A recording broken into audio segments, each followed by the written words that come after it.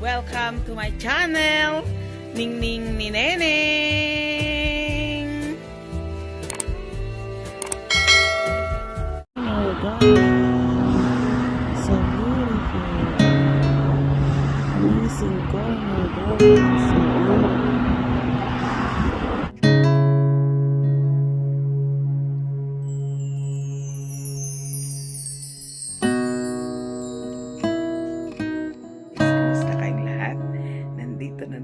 Sa kusina at magluluto para sa ating masayang pamilya. At maraming salamat guys sa patuloy niyong pagsuporta sa ating channel. Nagpapasalamat ako ng labis. Thank you. I love you and God bless us all always. Tayo sa kusina, magluluto tayo na at nandito ang kumpleto nating sangkap. May talong, ampalaya, matapang na sili, at gabi, okra, kamatis. Yung sasaog natin guys, tinapa. Yung tinapa kasi dito guys, yung makirel na lagyan nila ng paminta. Okay na yan guys. Kasi paano pinakbet ang lulutuin natin. At lalagyan natin ng buto ng patani na naka-frozen siya guys. Kasi nandito tayo sa far away. Guys, bago natin umpisahan ang ating paghihimay ng mga ricado, hugasan muna natin ang ating mga gulay. Kasi nga guys, galing ito sa Asian country. Nandito tayo sa far-away, kaya dapat hugasan ng mabuti muna ang ating mga gulay bago natin siya gugulayin. Ibabad natin siya dyan muna guys, kahit 5 minutes lang. Ano guys?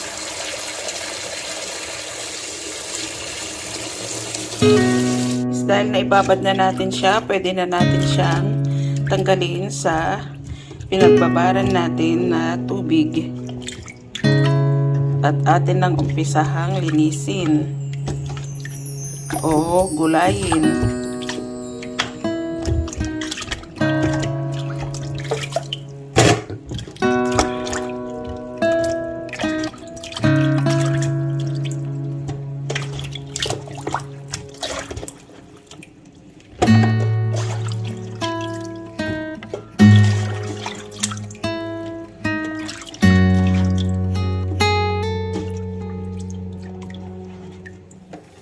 Nahugasan na natin, kaya pwede na natin igulayin. Siya nga pala guys, mayroon akong konting broccoli na natitira dyan sa rep. Ayoko namang itapon, kaya pwede rin natin siyang ihalo guys sa ating pinakbet.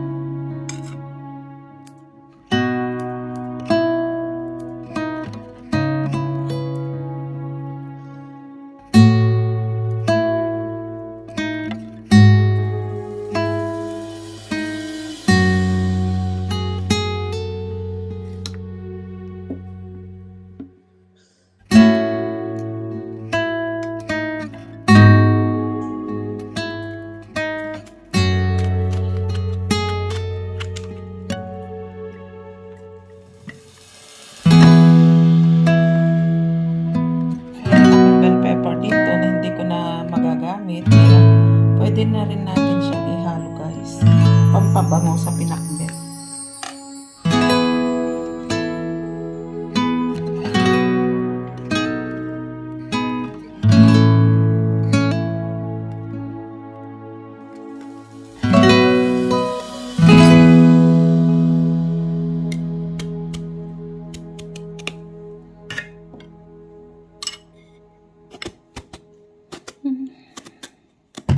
Malalaki ang talong dito guys.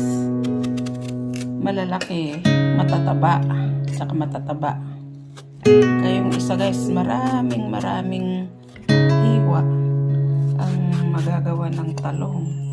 Dahil saksakan ng laki. Matataba siya guys.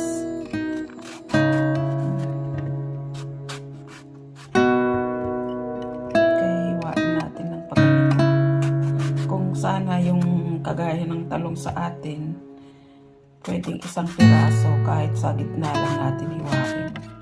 Ito guys, ang lalaki, grabe. Nagka 16 na hiwa ang talong guys. Napangpakbet natin. Tapos itong ating gabi guys, balat ng gabi. Bunga ng gabi, babalatan natin. Masarap ito na panghalo sa pinakbet guys.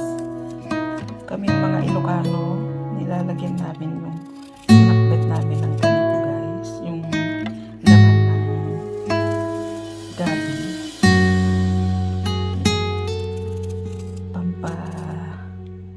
Para yung sabaw niya guys.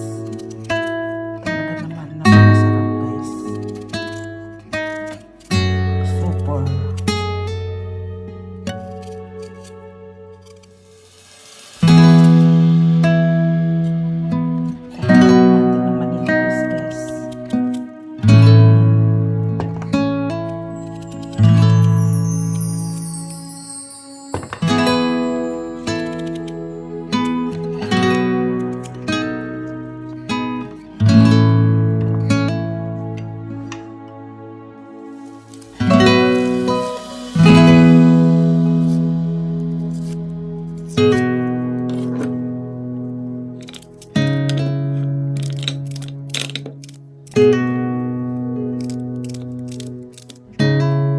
Ang pinakbet Ilocano ay hindi iginigisa. Parang ang ano niya idiningding. Kaya ilagay na natin ang mga sangkap guys.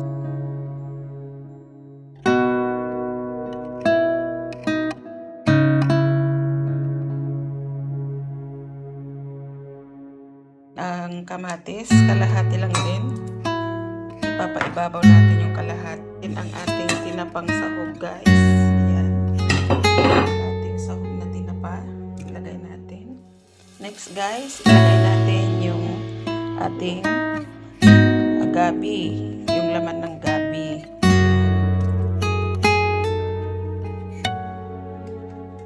Ayan na guys. Guys, ilagay natin yung patani. Ayan. Yung ating patani na pagkasarap-sarap. Ating ampalaya guys.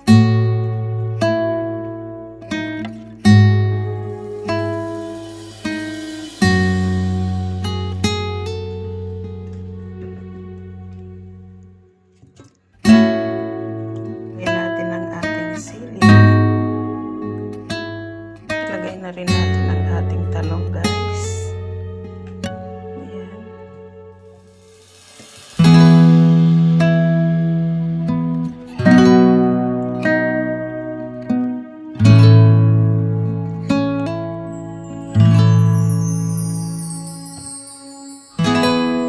Next natin ilagay ang ating okra.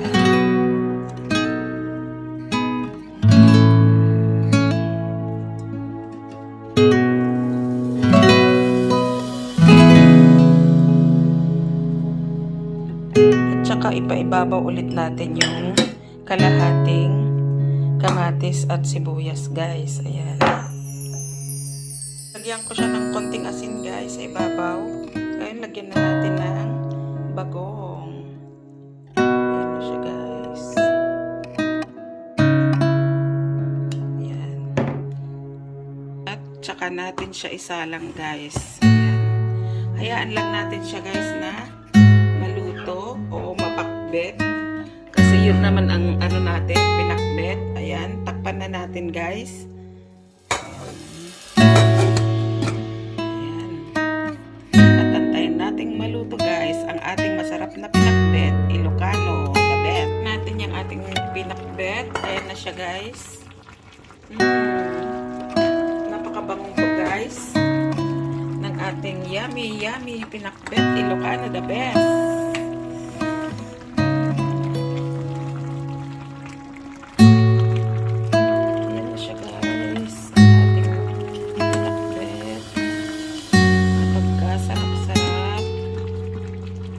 Amazing.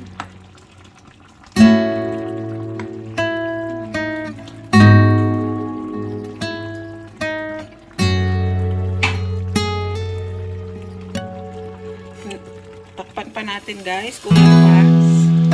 Oh, ito na guys ang ating Ilocano pinakbet na pagkasarap-sarap. Yummy.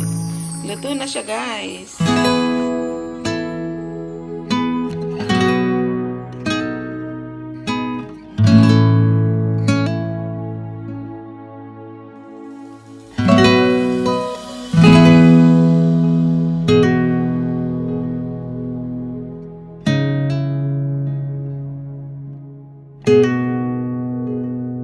Tayo guys.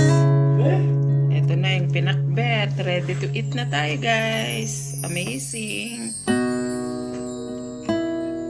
Yama ko na yung pinakbet darling.